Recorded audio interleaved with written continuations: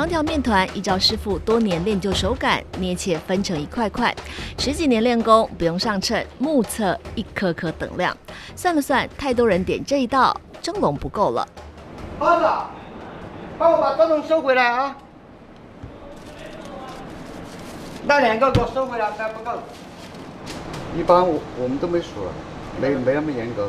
嘴上说没在算自己的小笼包有几折，却私下要记者看看，没到鼎泰丰规定的18折，但也有14到15折的功力。来自新加坡的宋师傅，为了挑战，也为了开眼界，曾经到鼎泰丰学艺。我最早在新加坡干了7年多去，我们也是负责上线开皮，感觉总体还是可以，但就是有点跟不上他们那种。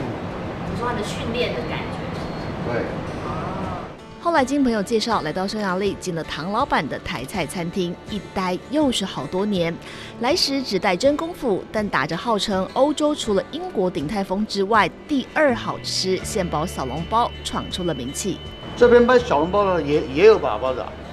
现包没有。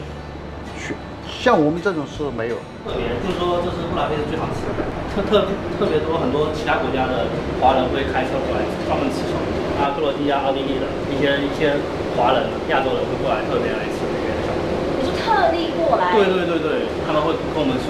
那他们是说什么？这里是说就是这个最好，非常好吃。让我们去那边当地也开一家。台湾习以为常的现包现蒸，贵甘最来到欧洲大陆变成招牌卖点。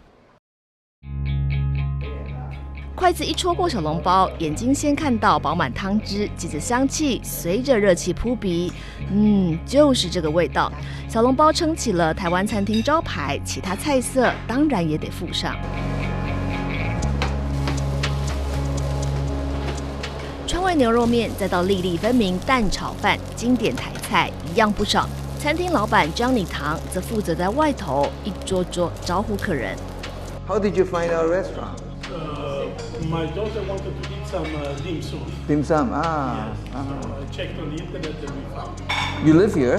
Yes, I live in the place. 别看唐老板熟络话家常，开台菜餐厅10几年，他却不是锅铲，对下厨一窍不通。民国74年开始做导游，环游过全世界，做过旅行社，投资过房地产，最终决定在布达佩斯落脚，开启跟家乡的连结。留下来开旅行社，已经30年了，32年在那边。最后决定做这个的原因是什么？老死带死啊！真的是做旅行的关系，你舌头也很刁吧？不会，我什么都吃，亏都肯吃，还有什么不能吃的呢？在布达佩斯待了30多年，唐老板讲话已经带有匈牙利人常见的悲观自嘲，很少见到老板说自家菜，最后却是以感叹作收。小笼包听说是整个布达佩斯最好吃，不只是据说是欧洲可能除了伦敦以外，可能是最好的小笼包。真的有客人这样跟你说？真的？那你还收过什么样的回馈？收过什么样的？收过什么样的回馈？其实不赚钱，回馈有什么用啊？唐老板语气尽是叹气，但30几年异乡奋斗史，每一步可都是积极进取。直到访谈聊起家乡台湾，他眼里终于闪过一丝自豪。要谢谢我们台湾大使馆了，我们台湾大使馆历任的大使都对我们很捧场的，所以台湾来的政要大使馆都会想来我们这吃饭的。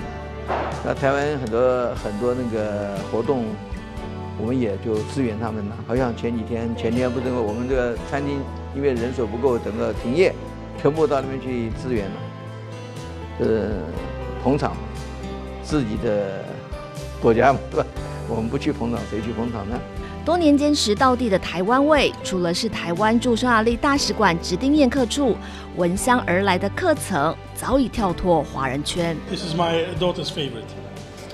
Tasty kitty. It's okay.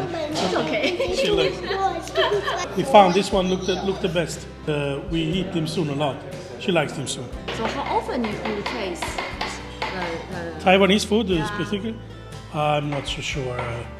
Maybe a couple of times a month or something like that. 有尝鲜的，也有回访老客人。能在人来人往的布达佩斯市中心，台菜馆多年屹立不摇，自然以味服人。